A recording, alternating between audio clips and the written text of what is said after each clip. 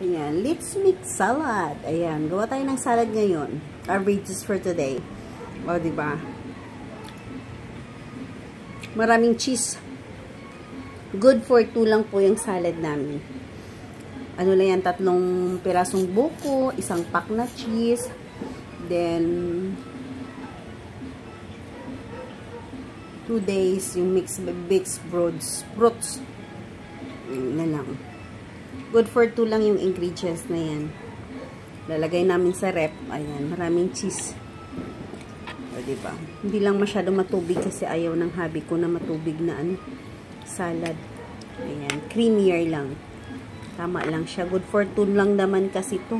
Balik-balikan lang naming dalawa yan hanggat maubos. Ayan, freezer lang namin. Maraming cheese ang toppings niya. Thank you for watching. God bless.